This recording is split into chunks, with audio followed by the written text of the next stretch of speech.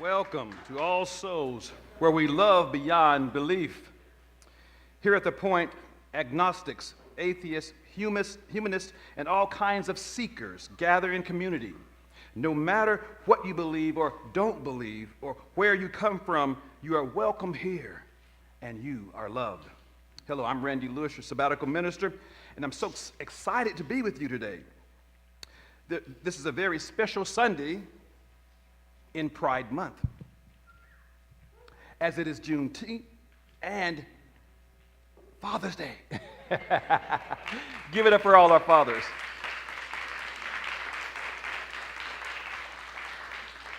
For the month of June, we're exploring the theme of inclusion as we continue our Summer of Peace series. Today's reflection is from our own Reverend Carlton Pearson, entitled, You're Included.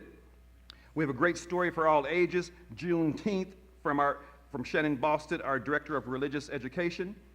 And we're going to have some incredible music performed by the incomparable David Smith, Matt Edwards, and vocalist Cynthia Taylor.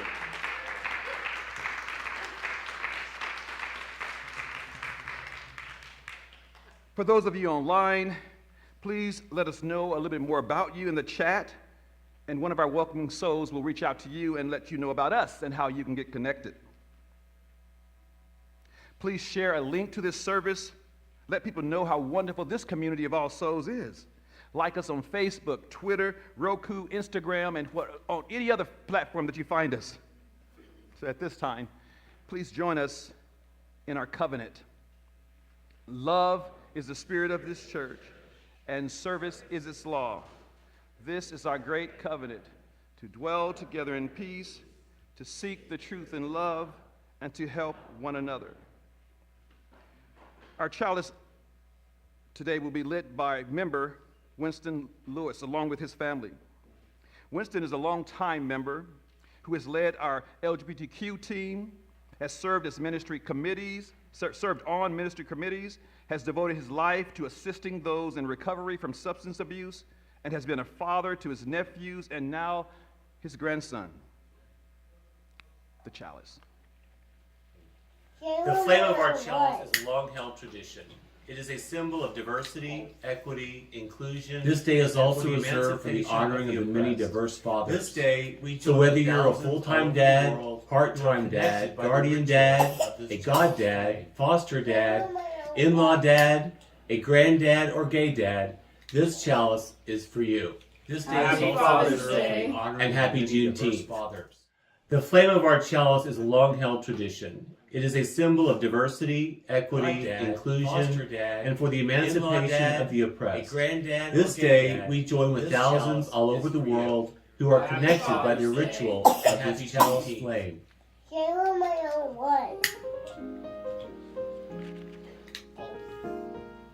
This day is also reserved for the honoring of the many diverse fathers. So whether you're a full-time dad, part-time dad, guardian dad, a god dad, foster dad, in-law dad, a granddad, or gay dad, this chalice is for you. Happy Father's Day. Good morning. On June 19th, in 1865, soldiers arrived in Galveston, Texas, announcing the end of the Civil War and the end of slavery in the United States. It was more than 2 years after President Lincoln's Emancipation Proclamation. Celebrated every year on June 19th, the Juneteenth commemorates the announcement of the abolition of slavery and the emancipation of African American citizens throughout the entire United States. It was only announced as a federal holiday last year by President Biden. I'd like to share with you today a story by Floyd Cooper called Juneteenth for Maisie. Are you ready for this, Abe? Okay. Maisie wanted to play outside, but it was too late. She wanted a cookie, but it was time for bed. She wanted to stay up late, but she was too little. "Why so grumpy, Sugar Bear?" asked Dad. "I can't go where I want, have what I want, or do what I want," answered Maisie. "Well, tomorrow you can have a celebration," said Dad. "What are we celebrating?" asked Maisie. "We will celebrate the day your great-great-great-grandpa Mose crossed into liberty. The day will be celebrated by us and many more families on a day that we call Juneteenth." I bet you're tired of hearing no all the time. Well, great-great-great-grandpa Mose heard no even more. Grandpa Mose worked in fields that stretched all the way to sunset, and he and the other slaves would be bone tired, but they had to keep going. Their masters wouldn't let them quit, but as they worked, they thought about freedom. And when they finally went to sleep at night, they prayed about freedom and they made plans for change and a better future. Some slaves ran north for freedom, following a bright star in the sky. They sweat, they bled, and they cried, till those cries were quieted by a single proclamation from a brave president. Grandpa Mose heard that proclamation read from a balcony of a hotel on a warm June day in Galveston, Texas. And then Grandpa Mose heard nothing but cheers and saw nothing but happiness and felt nothing but pride shared by all those around him. And the cheers became dancing, and the dancing became celebrating, and it went on into the night.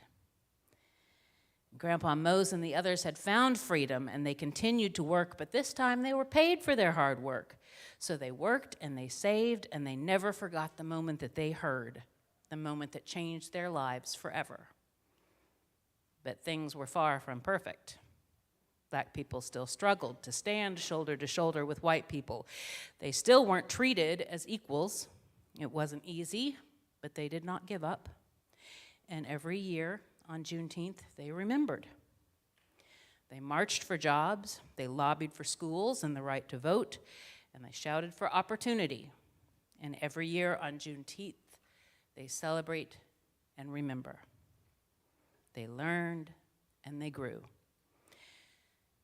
And they forgave, and they excelled, and they achieved, and they became heroes. And now, sweet Maisie, it's your turn to celebrate just like great-great-grandpa Mose. It's your turn, Maisie, to eat some barbecue and drink some strawberry pop. It's your turn to celebrate and to remember. Children, would you come with me to celebrate and to remember and tell our own stories on this great Juneteenth and this great Father's Day? Come on.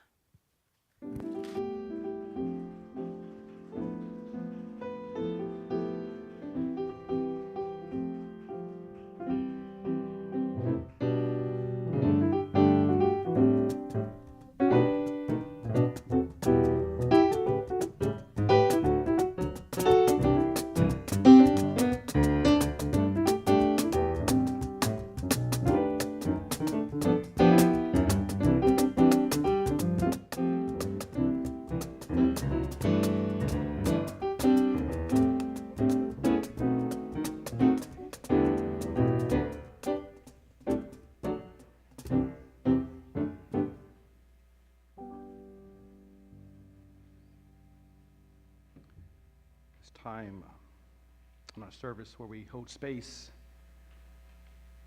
for those in our community, in our nation.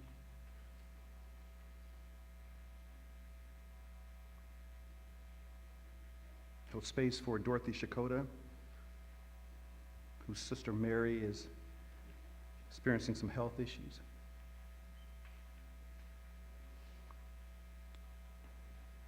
We hold space for John Davis, who has suffered a stroke and is hospitalized.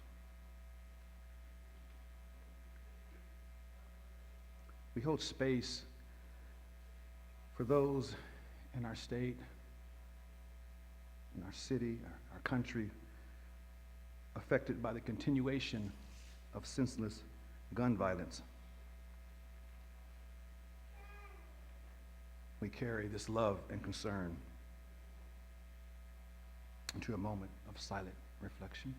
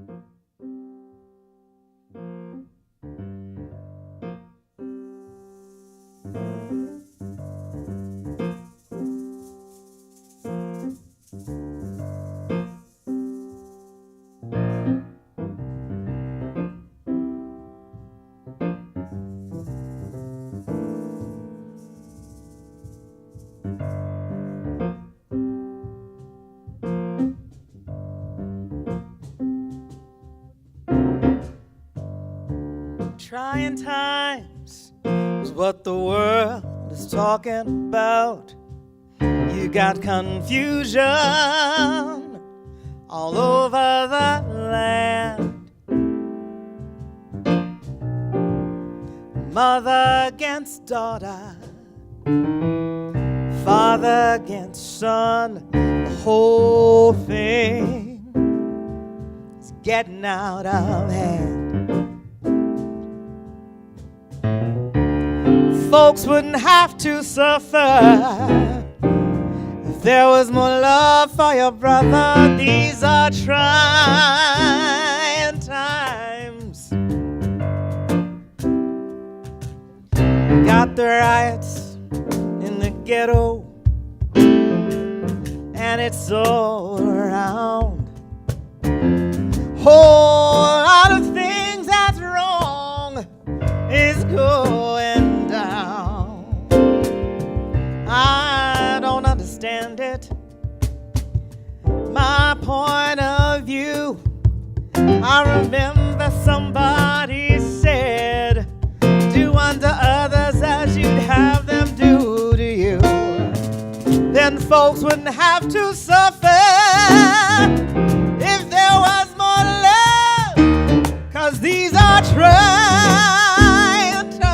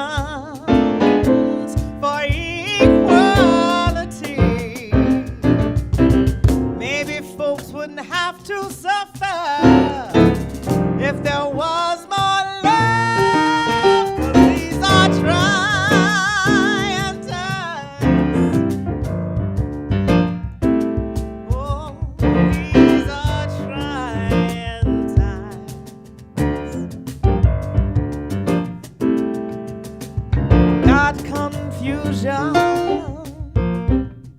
all over the land. Mother against daughter,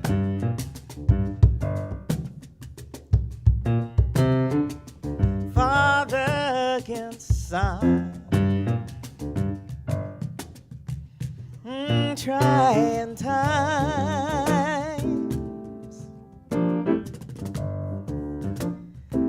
trying times. I said these are trying times.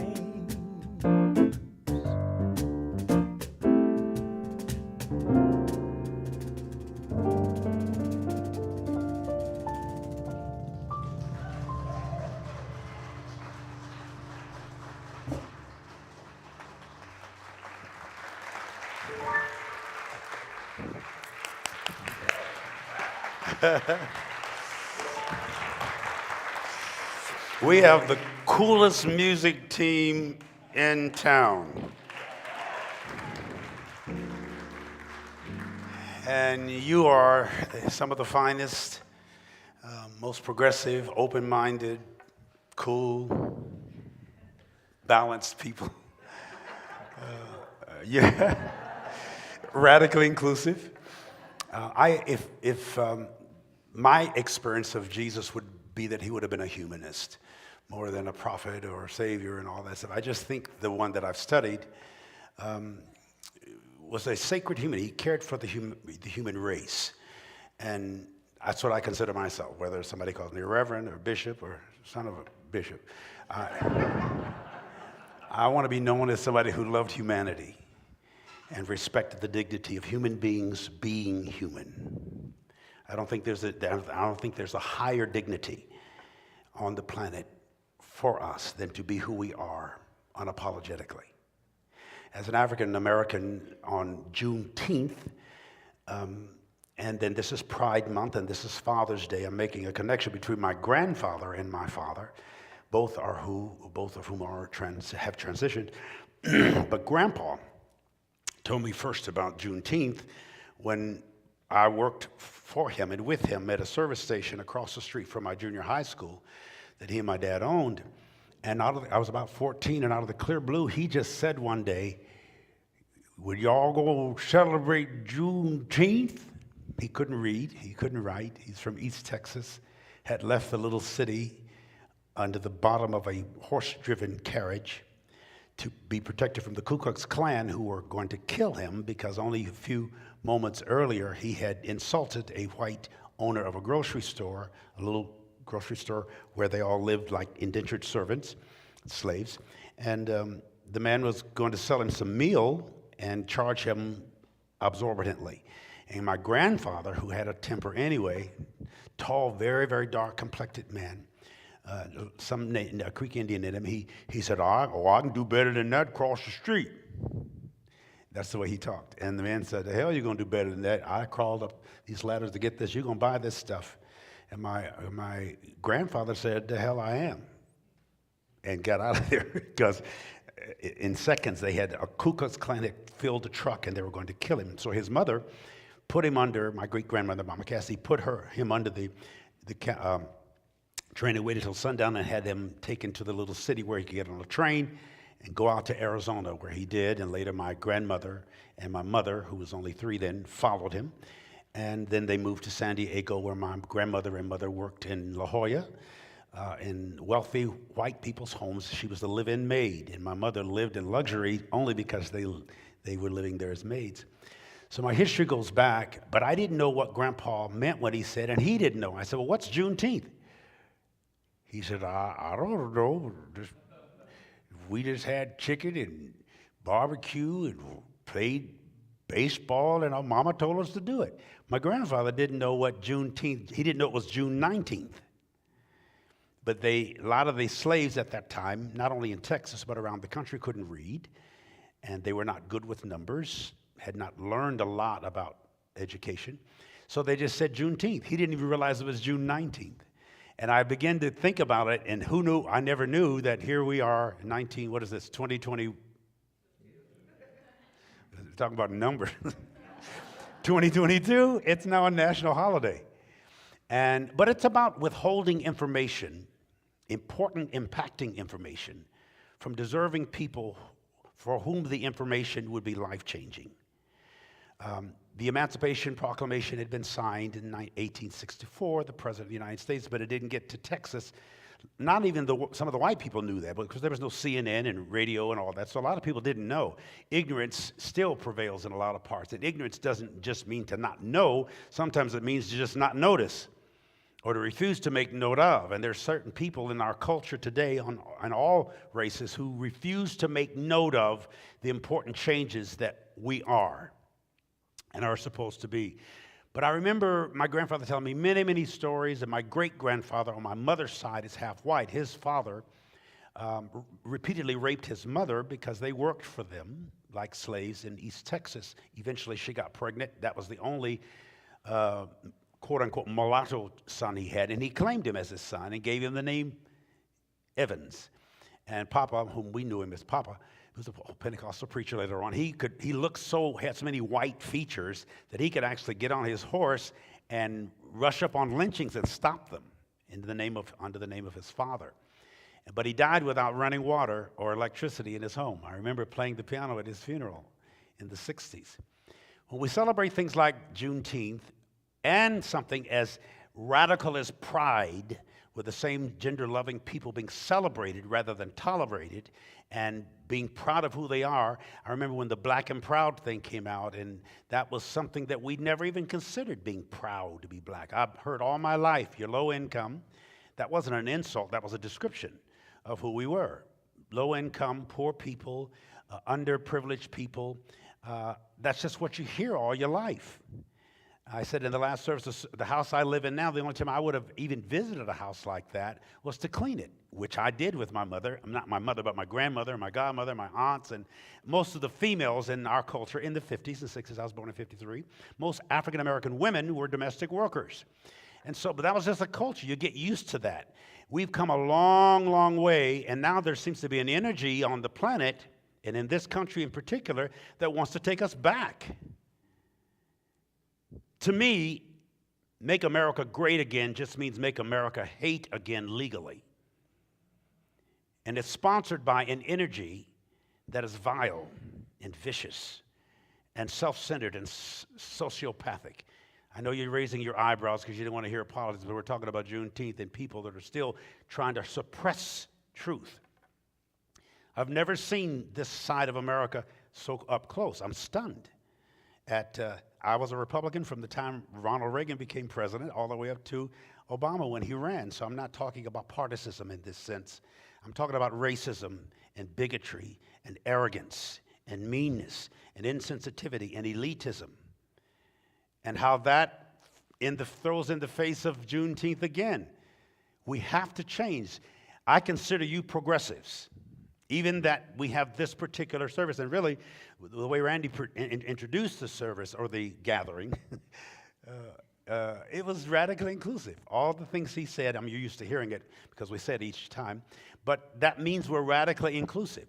And I don't want to sound exclusive in some of the things I am saying, but there's some things that should be excluded, and that is the bitter racism that we allow and tolerate in this country, to the point that the world wonders what our democracy really is. It is embarrassing to say I'm American today.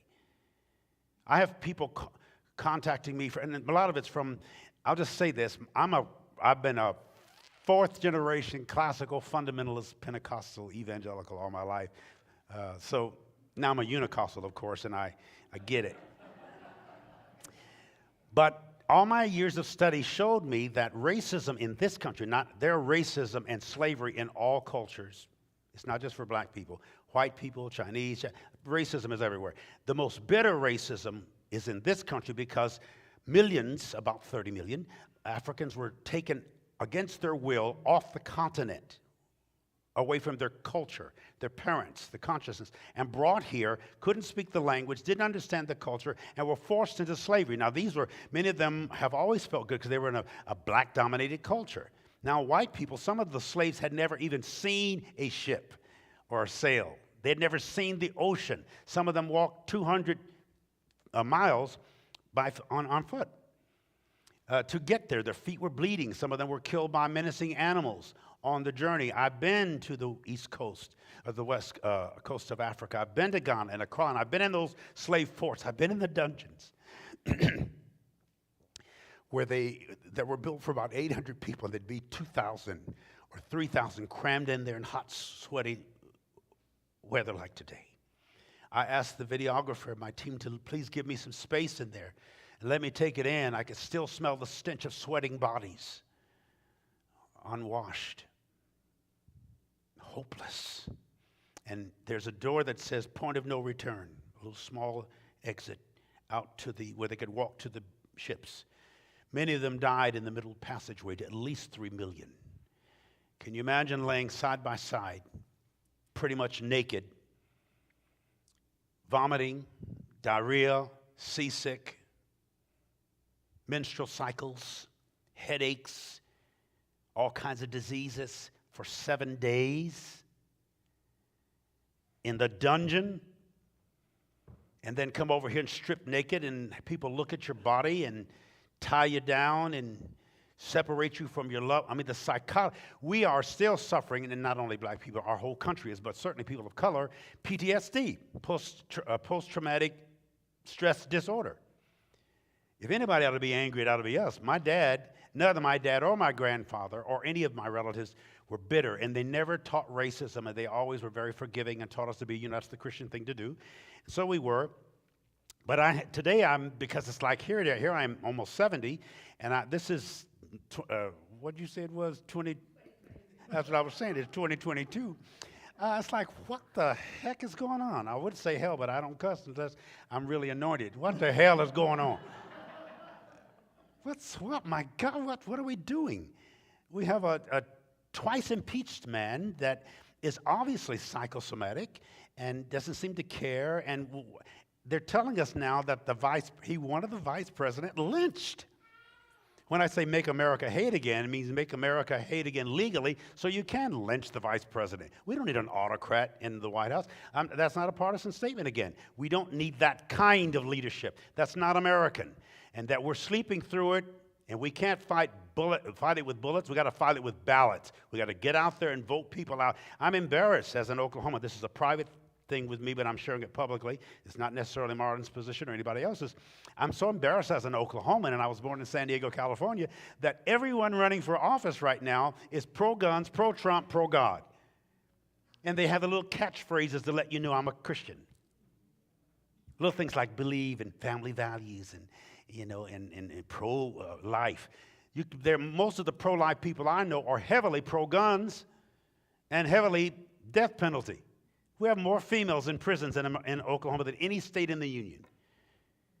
We have more people die of the death penalty in this state than any other state, second only to Texas, where Juneteenth occurred in Galveston. So I'm looking back, and I got kids. My kids don't have a clue. I was 40 when my son was born, so they don't know what I know. They've never been called low income and marginalized and underprivileged kids, and neither do their peers. I happened to move to Tulsa in 1971 to South Tulsa because that's where the university, Oral Roberts University, where I went. So that's a place I've always lived within walking distance of Oral's house. That's how close I was to him. I know some of y'all didn't like him, but I loved the man. And at least you can see where the money went. Okay, that's enough. But he was a Native American. He was a Cherokee.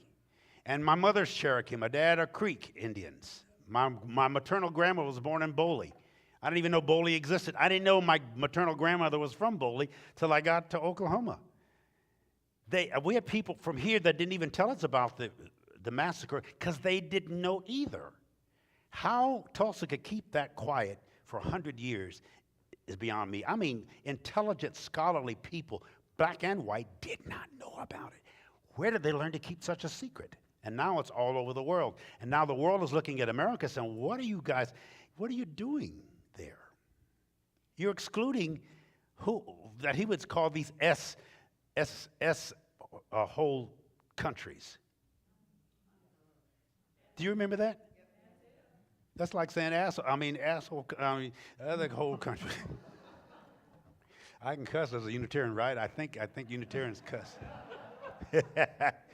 The idea of saying the first African American president was not an American but was from another country is insulting. Please understand this. When you have gone through what our people have gone through, excuse me, what our people have gone through for 400 years in this country, and to have a black president, the first, he's really half white. But they say he's black, but his mama was white. The grandmother who raised him in Kansas was white. He had more white influence than black. But he married a very black woman, and she knew what she was doing, So. But just to call him and to denounce him the way that Trump did was a deep insult to people of color. Old 90-year-old, 80-year-old, 100-year-old, and I talked to older black people who were weeping. But that comment alone turned me off. And it's not just, it had nothing to do again with Republican Party. It had to do with that particular narcissist. And the American people, many of them, millions of us, are just as complicit or complacent as the people who backed Hitler. Hitler didn't do what he did by himself. He used all of Eastern Europe, most of whom were Catholics and Protestants, Christians. And in the King James version of the scripture, it says, King James, 16th century English. Before that, he wrote a book on demonology. He was into demonology, witchcraft, the occult. He believed in all that. He hated witches, and he sought them and sat in on some trials. But then he didn't write it, but he was the theologian behind it, or as King had his interpreters come up with the King James Version, and he says, he quotes Jesus as saying, "Go ye into all the world and preach the gospel to all creatures." Now in English, a creature is not a human. A creature is a critter, an animal, to some people a coon, or a monster. That means go to Africa, Asia, India, non-Anglo places, and preach the gospel. Save them and enslave them. Slaves learned English from 16th century King's English. And many slaves still hold on to the scriptures, the same scriptures that held them in bondage. And I'm somewhat of a scholar when it comes to the scriptures. But I understand the mentality because we fear God, who has terrible anger management issues, throws these tantrums and storms and tsunamis and volcanoes, and they think Cain's curse made him black. When everybody in the world, according to scientists, the whole planet, the whole human race comes from Africa, which means we were all black at one time until Cain sinned. It turns him up in white. But up until then, everybody had been black. I ain't going to be invited back to this service no more. I think you're probably more sober and sane just because you're humanist. There's something about you that's non-traditional. You have said, I ain't going with the flow. I'm a little bit rebellious right now, okay? That's why I don't relish being called bishop as much. I actually prefer son of a bishop. Mama says, spell it, boy. And I'm a little bit, because at this stage in my life, almost 7 decades, I'm re-evaluating everything. And here's what I need to close with, because I didn't even pay attention what time I got up here, but these people don't. Okay. We ain't been here in an hour. The human race, I have gobs of notes, I'm not going to get it all. The human race is being upgraded. I know it doesn't look like it. The species is being upgraded. But there's no evolution without dissolution. There's certain things that are dissolving in our very eyes. We can see it. It's on the news. It's in the culture. People don't know what to do. People are afraid they're getting guns. When Obama became president, 20 million guns were sold that year. Now there's over 400 million, more guns than there are cars, more guns than there are people. I pledge allegiance to the flag and to the United States of America and to the republic for which it stands, one nation under guns, divided, with liberty and justice for a few. It is It's not. It shouldn't be. Because it is right now twisted. My dad had gun. We live in the ghetto. Everybody had guns, of course. But assault weapons, A-47, and what's the other one? AK-47, and the one, AR-15, blew the little arm. They don't show you or tell you on the news how those children were mangled. Every mass shooting had an AR-15. I can't get stuff together today. I'm looking at you for everything. The bad gun, okay. Assault weapons, if you arm your country with assault weapons, you're going to be assaulted by those weapons. The tension is so high right now, the anger and tension, you can hear it in me, is that people, and I'm a pacifistic man. I love peace. I've been wanting to slap people left. I've never been this way. I got to repent because I'm about to hit somebody. It's like, what's going on? And they're going to, before it's over, between now and 2024, if there's not some radical change, we have a twice impeached former president. And it's on record now for the whole world to see, for those who dare to watch anything besides Fox radio, television. They're saying that the judge for Pence said that Donald Trump and the white supremacist followers of him are the worst threat to our democracy. It's not just Donald Trump. You can't do it by himself. It's these people. I'm thinking, these are intelligent. I know these people. Sweet. They're friends of mine. Wonderful, generous, godly, goodly. What happened? What happened? You don't try to kill your vice president. Won't even show up to the inaugural for the next. That's not the peaceful transfer of power. Oklahoma, pro-guns, pro-God, pro-Trump. I hate these commercials because, I ran for mayor, so I know what it is to get out there. But everybody is, now it's all GOP, so they're all trying to out Jesus and out gun and out Trump each other. This is crazy. And we need to call it what it is. Go to the ballot boxes. And I'm telling people who are being marginalized regarding them, which is people of color, I don't care how long you got to stand in line. And nobody's going to arrest me for taking water to somebody who's standing in the sun. I think we should have vans and buses bringing water if there's lines all the way around the polling places and people are standing in the heat. What country would do that? What consciousness would do that? That's how they want to win by any means necessary? Cold. So don't take it lightly. It's calm here today. We have a calm peace. This church always looks very peaceful and quiet when you drive by. I told you I used to drive by and cast the devil out of this place. Oh, those are a bunch of...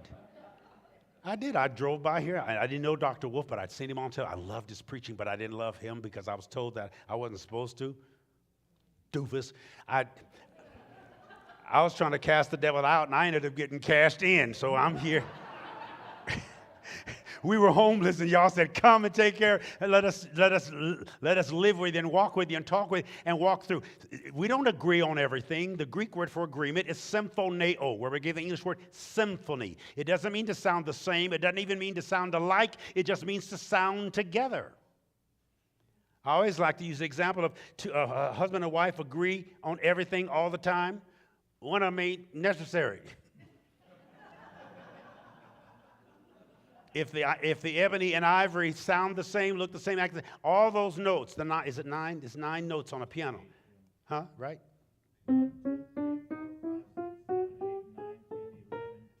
That's what I was saying. 12 notes on the... Smart Alec. How many of them is ebony? But if they all sounded the same, it would be boring. So I like the diversity. Look around. Look at the person next to you and say, I'm really happy that you don't look like me.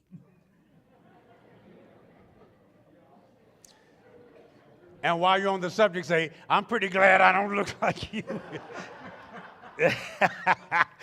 Well, the diversity is beautiful. Diversity, as they say, is the spice of life. So I'm making versions and diversions, even at this stage in my life.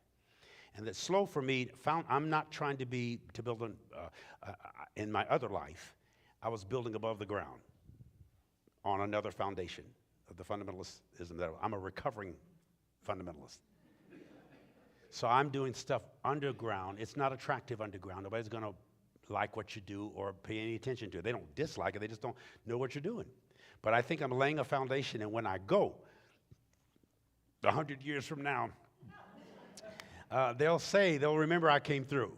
Maybe not name, but they'll remember that the shifting in consciousness, because we're dealing with at least 2,000 years of entrenched indoctrination, right? You are recovering too. Don't act like you've been free all your life. Y'all been through stuff. You could probably tell me some stories that would be outlandish of the things you've gone through mentally and psychologically and verbally, how you've thought. You have family members that think you're off, that you're hellbound, that you're crazy. Here we have commercials that I just love these new commercials because since Donald Trump made fun of the Asians because of the corona, now you see Asians all over television in commercials, leading roles in movies and film. I don't know who's behind them, but it's brilliant. You see all these commercials with integrated couples. I was talking to a fundamentalist lady that was working with me on my home some time ago, and I said, she forgot I was black. I said, have you noticed all these integrated couples on commercials? She said, yeah, what is the deal? A little prejudice left out of her. All of a sudden you see these couples, integrated couples. You never hardly have a commercial without a same gender loving couple. Now it's the younger generation. You probably don't freak over it anyway. But the younger kids, they go to school with Hindus and Muslims and Jews and atheists and agnostics and Muslims, and they're just free. Gay people, they have gay teachers and gay dentists and gay clerks. They don't even think about that.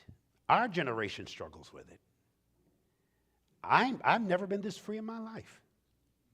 I thank God, and it takes courage to be free. Freedom is not for cowards. Talk to me, somebody. If you're a coward, you can't handle it. You can't handle the freedom. It's scary at first. It's a little bit intimidating to be this free. You mean I don't have to give a damn? I don't have to care as much? We should all have a bucket list, and we should all have a bucket list. Oh, you read through I was speaking in tongues on that one. You got it. Wrap your arms around yourself and say, I love me. I care about me. But I care about the one on either side of me. I believe you do.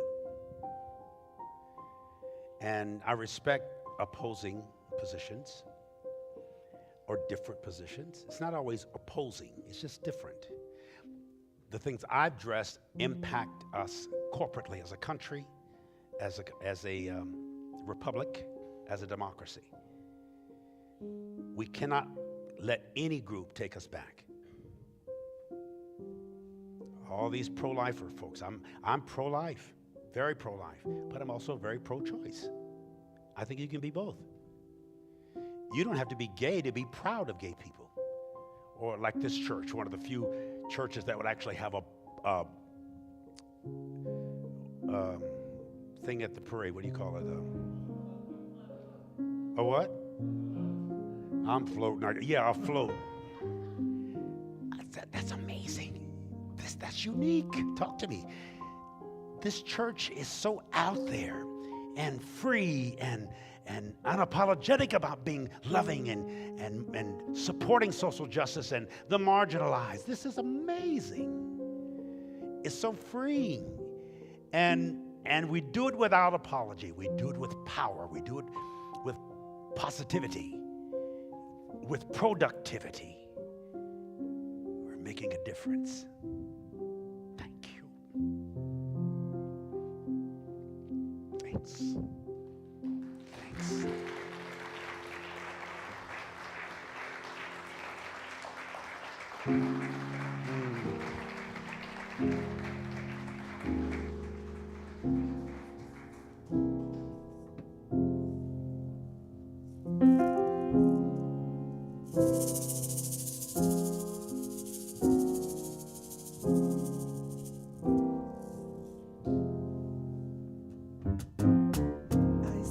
Crystal raindrops fall, and the beauty of it all is when the sun comes shining through. to make those rainbows in my mind. When I think of you sometime, I want to spend some time with you. Just the two of us. We can make it if we try. Just the two of us.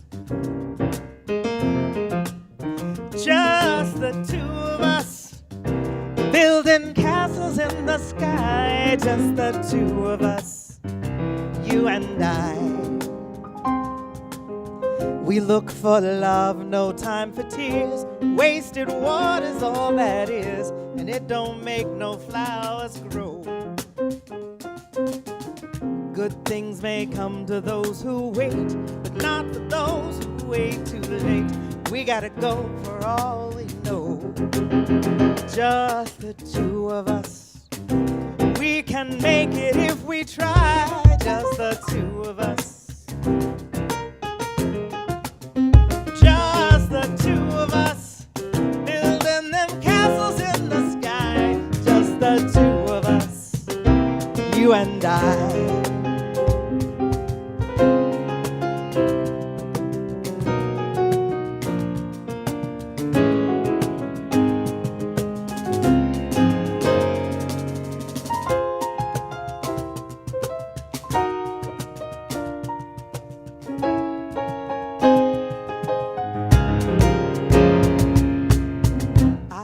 The crystal raindrops fall on the window down the hall, and it becomes a morning dew.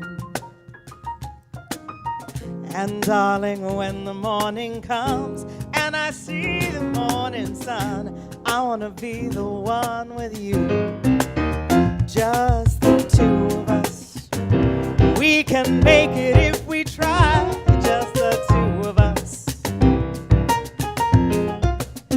Just the two of us, building big castles way on high. Just the two of us, you and I. Just the two of us, we can make it if we try. Just the two of us. Just the two of us, building big castles way on high. Just the two of us, you and I.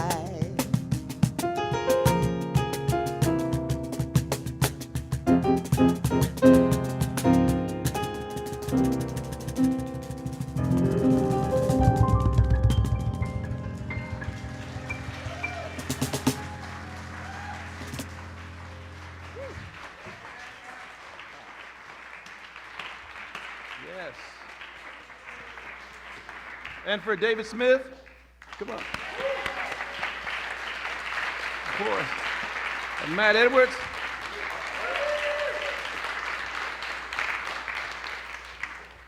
Thank you. What a service. Every week at All Souls, we give away our plate to an organization doing the work of love, justice, and care in our communities. Today's offering is going to the Tulsa Juneteenth Festival. So Juneteenth is a federal holiday honoring the emancipation of enslaved people in the United States. So when the offering plate comes around, please give generously. But before we accept the offering, we do have a few announcements. So join us right after the service, immediately under the portico out front, for hot dogs, vegan dogs, and all the fixings for our Father's Day cookout, hosted by the Men of All Souls. Also, this Wednesday, celebrate Pride with All Souls. Come and actually help build the float here at the church. March with the Yahweh, lifting up our inclusive and massive Pride flag in the parade on Saturday, June 25th. And afterwards, we'll be gathering in the park for Pride. The final session in our reproductive justice series also happens on Wednesday night. I mean, everything happens on Wednesday night. Don't miss Wednesday night. It's happening, okay? So, in person at B'nai Omuna or on Zoom, just check our website to find out more about the event. Wednesday's Connections dinners also concluding on Wednesday. So it's a great time to come out and have dinner with our youth and to help make the Pride parade and the float. So Also, let's see, that's it. So at this time, let us receive our most generous offering for the Tulsa Juneteenth Festival.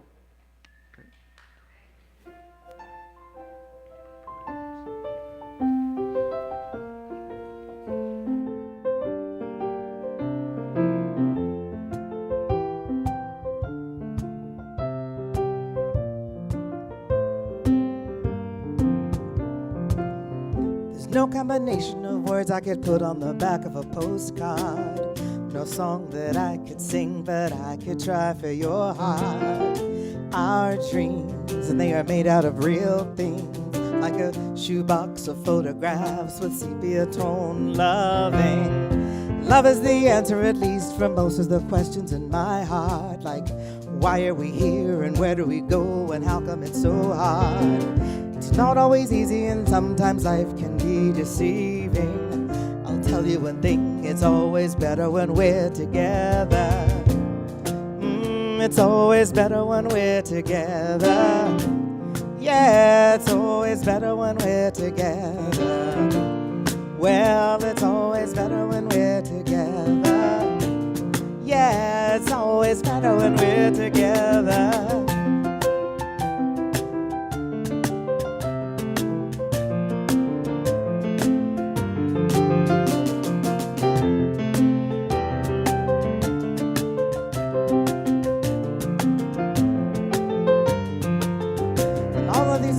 Just might find their way into my dreams tonight, but I know that they'll be gone when the morning light sings or brings new things. For tomorrow night you'll see that they'll be gone too.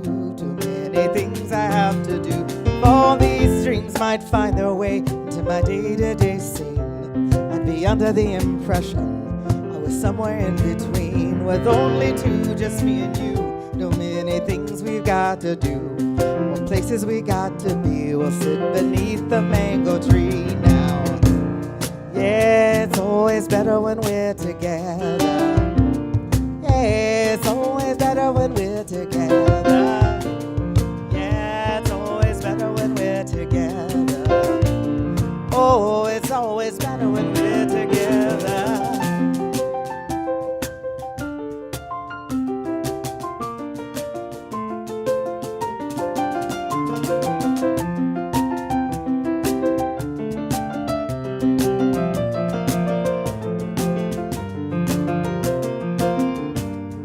I believe in memories, they look so pretty when I sleep. Hey now, and when I wake up, you look so pretty sleeping next to me. But there is not enough time, and there is no song I could sing, and there is no combination of words I could say, but I will still tell you one thing, we're better together.